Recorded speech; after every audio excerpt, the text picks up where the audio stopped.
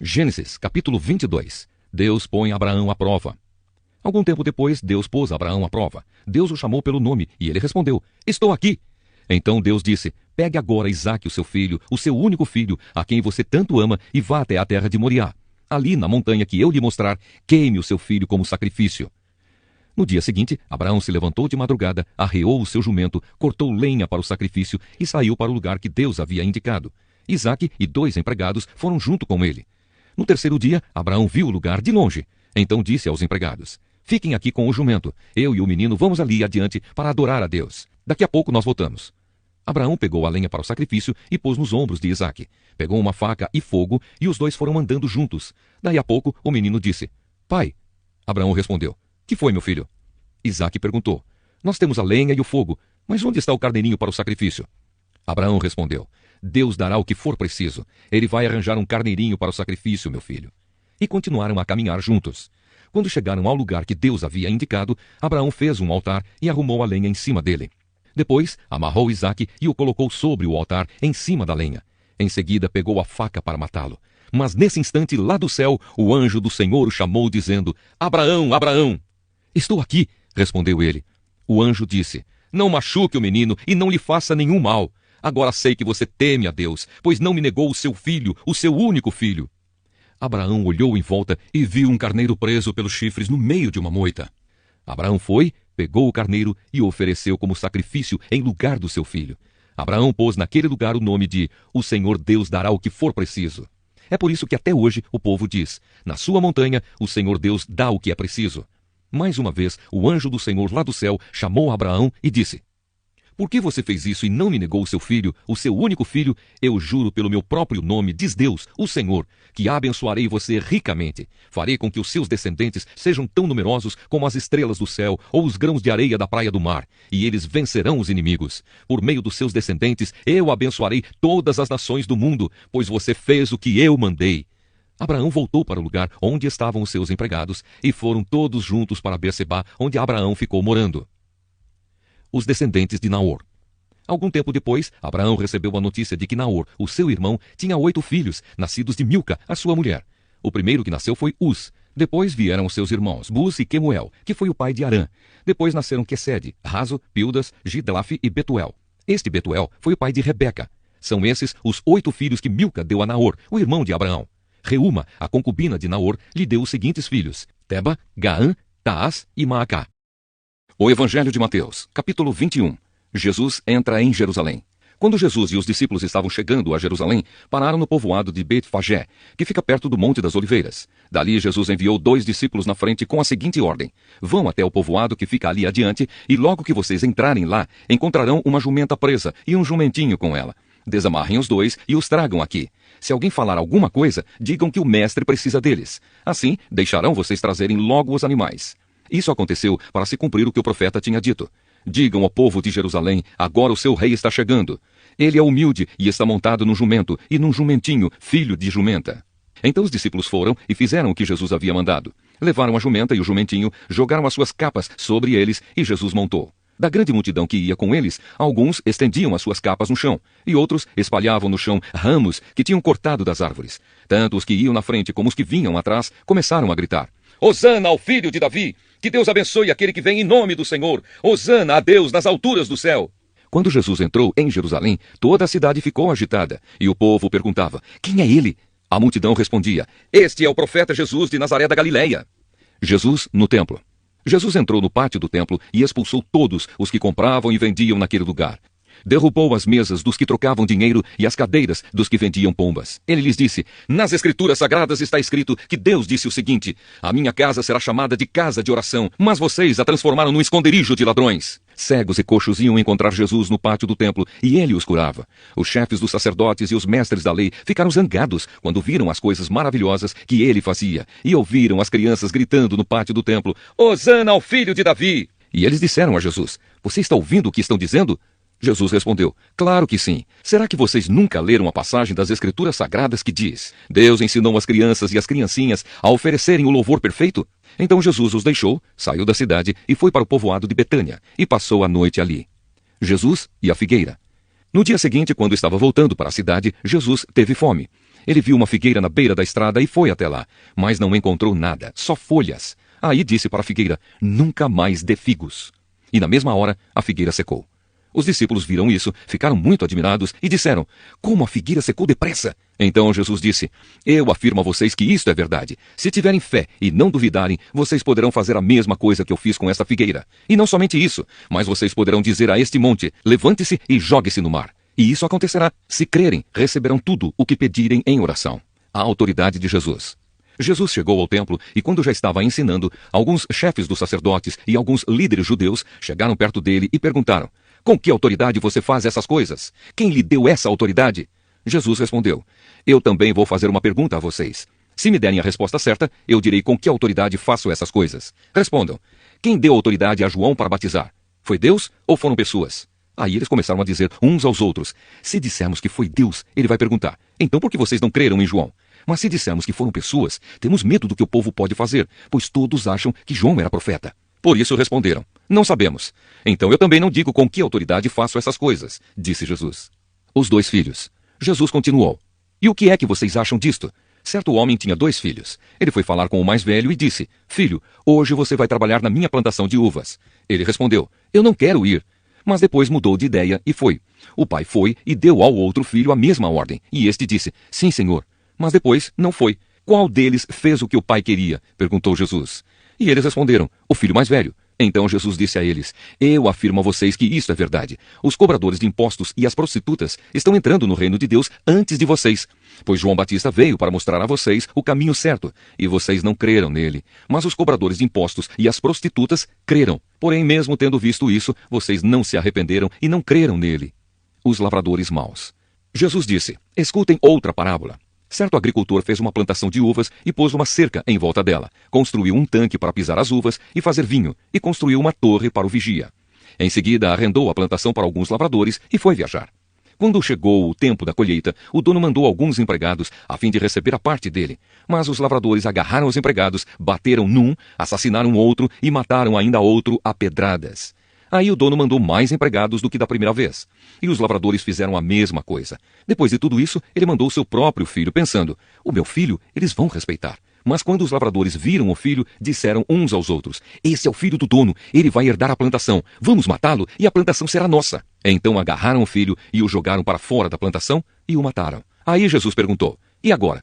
Quando o dono da plantação voltar, o que é que ele vai fazer com aqueles lavradores? Eles responderam: com certeza ele vai matar aqueles lavradores maus e vai arrendar a plantação a outros. E estes lhe darão uma parte da colheita no tempo certo. Jesus então perguntou: vocês não leram o que as Escrituras Sagradas dizem? A pedra que os construtores rejeitaram veio a ser a mais importante de todas. Isso foi feito pelo Senhor e é uma coisa maravilhosa. E Jesus terminou: eu afirmo a vocês que o reino de Deus será tirado de vocês e será dado para as pessoas que produzem os frutos do reino. Quem cair em cima dessa pedra ficará em pedaços. E se a pedra cair sobre alguém, essa pessoa vai virar pó. Os chefes dos sacerdotes e os fariseus ouviram as parábolas que Jesus contou e sabiam que ele estava falando a respeito deles. Por isso queriam prendê-lo, mas tinham medo da multidão, porque o povo achava que Jesus era profeta. Neemias capítulo 11. As pessoas que ficaram morando em Jerusalém.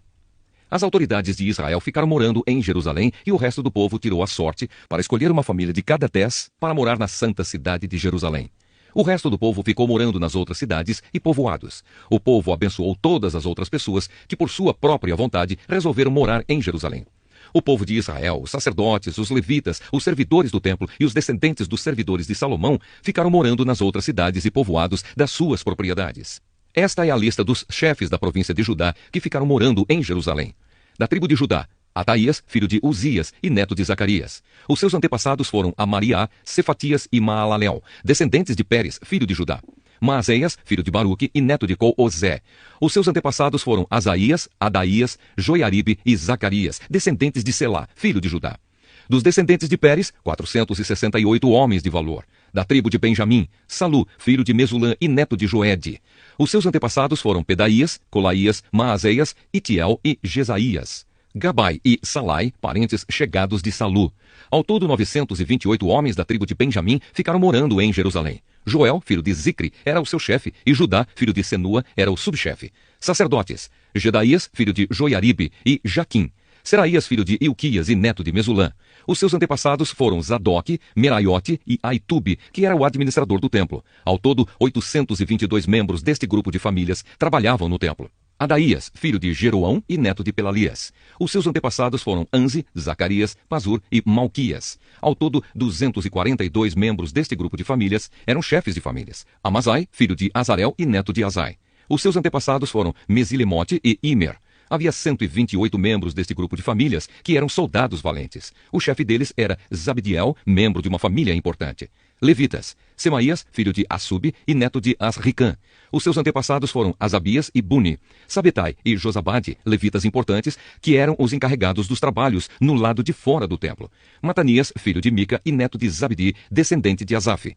Ele dirigia o coro do templo no cântico da oração de agradecimento. Baquebuquias, que era o ajudante de Matanias. Abda, filho de Samua e neto de Galal, que era descendente de Gedutum. Ao todo, 284 levitas ficaram morando na santa cidade de Jerusalém. Guardas do templo: Acube, Talmon e os seus parentes, 172 ao todo. O resto do povo de Israel e os restantes sacerdotes e levitas moravam nas suas propriedades nas outras cidades e povoados de Judá. Os trabalhadores do templo moravam na parte de Jerusalém chamada Ofel e trabalhavam dirigidos por Zia e Gispa. O chefe dos levitas que moravam em Jerusalém era Uzi, filho de Bani e neto de Asabias. Os seus antepassados foram Matanias e Mica. Ele pertencia ao grupo de famílias de Asaf, que era o grupo responsável pela música nos serviços do templo. Havia regulamentos do rei dizendo como os grupos de famílias deviam se revezar todos os dias na direção da música no templo. Petaías, filho de Messesabel, do grupo de famílias de Zera e descendente de Judá, representava o povo de Israel na corte do rei da Pérsia. O povo das outras cidades e povoados. Muitos israelitas moravam nas cidades que ficavam perto das suas fazendas. Aqueles que eram da tribo de Judá moravam em Kiriat Arba, Dibon e Jecabzeel, e nos povoados que ficavam perto dessas cidades. Eles moravam também nas cidades de Jesua, Molada, Bet-Palete, Azar-Sual e em Berseba, e nos povoados ao seu redor. Eles moravam nas cidades de Ziclag, Mecona e nos seus povoados. Em Enrimon, Zora, Jarmute, Zanoa, Adulã e nos povoados que ficavam perto dessas cidades. Eles moravam em Laquis e nas fazendas que ficavam perto e em Azeca e nos seus povoados. Quer dizer, o povo de Judá morava na região entre Berseba no sul e o vale de Inom no norte. O povo da tribo de Benjamim morava na região ao norte de Geba até Micmas, Aia, Betel e os seus povoados, Anatote, Nobe, Ananias, Azor, Ramá, Getaim, Adide, Zeboim, Nebalate, Lode e Ono, no Vale dos Artífices. Alguns grupos de levitas que haviam morado na região de Judá foram indicados para morar com o povo de Benjamim. Atos dos Apóstolos, capítulo 21. Paulo vai para Jerusalém. Nós nos despedimos deles e fomos embora, navegando diretamente para a ilha de Cós. No dia seguinte, paramos no porto de Rhodes e dali continuamos até a cidade de Pátara, onde encontramos um navio que ia para a Fenícia. Então embarcamos nele e seguimos viagem. Quando já podíamos ver a ilha de Chipre, navegamos ao sul daquela ilha e seguimos em direção à província da Síria. Chegamos à cidade de Tiro, onde desembarcamos, pois o navio precisava ser descarregado. Naquela cidade encontramos alguns cristãos e ficamos com eles uma semana. Então, avisados pelo Espírito Santo, eles disseram a Paulo que não fosse para Jerusalém. Mas quando chegou o dia de irmos embora, nós continuamos a nossa viagem. Aí aqueles irmãos com as esposas e filhos nos acompanharam até fora da cidade, e todos nós nos ajoelhamos ali na praia e oramos. Depois de nos despedirmos, embarcamos no navio e eles voltaram para casa. Seguimos viagem navegando da cidade de Tiro para Ptolemaida. Ali encontramos e cumprimentamos os irmãos e passamos um dia com eles. No dia seguinte partimos e chegamos à cidade de Cesareia. Ali fomos para a casa do evangelista Filipe e ficamos com ele. Filipe era um dos 7 homens que haviam sido escolhidos em Jerusalém. Ele tinha 4 filhas solteiras que profetizavam. Alguns dias depois da nossa chegada, um profeta chamado Ágabo veio da região da Judeia. Ele chegou perto de nós, pegou o cinto de Paulo, amarrou os próprios pés e as próprias mãos e disse: "O Espírito Santo diz isto: em Jerusalém o dono deste cinto será amarrado assim pelos judeus e será entregue nas mãos dos não-judeus." Quando ouvimos isso, nós e os irmãos de Cesareia pedimos com insistência a Paulo que não fosse para Jerusalém. Mas ele respondeu: "Por que vocês choram assim e me deixam tão triste? Eu estou pronto não somente para ser amarrado, mas até para morrer em Jerusalém pela causa do Senhor Jesus." E não conseguimos convencê-lo a não ir. Então desistimos e dissemos: "Que seja feita a vontade do Senhor." Depois de passarmos alguns dias ali, juntamos as nossas coisas e fomos para Jerusalém. Alguns irmãos da cidade de Cesareia nos acompanharam e nos levaram à casa onde íamos ficar hospedados. O dono da casa era Menasson, natural da ilha de Chipre. Fazia muito tempo que ele era cristão. Paulo visita Tiago. Quando chegamos a Jerusalém, os irmãos nos receberam com muita alegria. No dia seguinte, Paulo foi conosco até a casa de Tiago, para se encontrar com ele, e todos os presbíteros da igreja estavam presentes ali. Então Paulo os cumprimentou e deu um relatório completo de tudo o que Deus tinha feito por meio dele entre os não-judeus. Depois de o ouvirem, todos eles deram graças a Deus e disseram a Paulo: Veja bem, irmão, há milhares de judeus que se tornaram cristãos e todos eles são fiéis à lei de Moisés. Eles ouviram dizer que você ensina aos judeus que moram em outros países a abandonarem a lei, dizendo a eles que não circuncidem os seus filhos, nem respeitem os costumes dos judeus. O que vamos fazer? Com certeza, eles já ouviram dizer que você chegou. Portanto, faça o que vamos dizer. Estão aqui entre nós 4 homens que têm de cumprir uma promessa a Deus. Então vá, tome parte com eles na cerimônia de purificação e pague a despesa para que eles possam rapar a cabeça. Assim todos saberão que não é verdade o que se diz de você. Pelo contrário, vão ficar sabendo que, de fato, você vive de acordo com a lei de Moisés. Mas quanto aos não-judeus que se tornaram cristãos, nós já mandamos uma carta a eles, dizendo o seguinte: não comam carne de animais que foram oferecidos em sacrifício aos ídolos, nem sangue, nem carne de nenhum animal que tenha sido estrangulado, e também não pratiquem imoralidade sexual. Então Paulo falou com os 4 homens e no dia seguinte tomou parte com eles na cerimônia de purificação. Depois entrou na área do templo para avisar quando iam terminar os dias da purificação, isto é, a ocasião em que cada um dos 4 homens deveria oferecer o seu sacrifício. Paulo é preso no templo.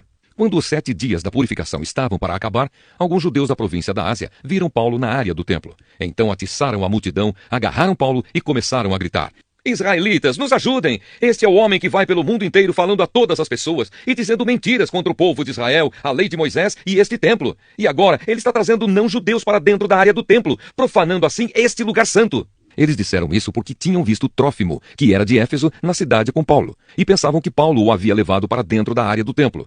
A confusão se espalhou por toda a cidade e o povo veio correndo de todos os lados. Eles agarraram Paulo e o arrastaram para fora da área do templo e fecharam os portões. Quando a multidão já ia matar Paulo, o comandante das tropas romanas recebeu a notícia de que toda a cidade de Jerusalém estava em revolta. Então reuniu depressa alguns oficiais e soldados e correu para o meio do povo. Quando a multidão viu o comandante e os soldados, parou logo de bater em Paulo. Aí o comandante chegou perto de Paulo, prendeu-o e mandou amarrá-lo com 2 correntes. Depois perguntou: Quem é este homem? O que foi que ele fez? Mas na multidão, uns gritavam uma coisa, outros gritavam outra. A desordem era tão grande que o comandante não pôde descobrir o que havia acontecido. Então mandou que os soldados levassem Paulo para dentro da fortaleza. Quando chegaram perto da escada, os soldados tiveram de carregar Paulo por causa da violência da multidão que vinha atrás, gritando: Mata! Mata! Paulo se defende. Quando iam levar Paulo para dentro da fortaleza, ele disse ao comandante: Me dê licença para falar uma coisa com o senhor. O comandante perguntou: Você sabe falar grego? Por acaso você é aquele egípcio que algum tempo atrás começou uma revolução e levou 4.000 terroristas armados para o deserto? Paulo respondeu: Eu sou judeu, nascido em Tarso, cidade muito importante da região da Cilícia. Por favor, me deixe falar com o povo. Então o comandante deixou. Paulo ficou de pé na escadaria e fez um sinal com a mão para o povo, pedindo silêncio. Quando todos ficaram calados, Paulo começou a falar em hebraico. Ele disse: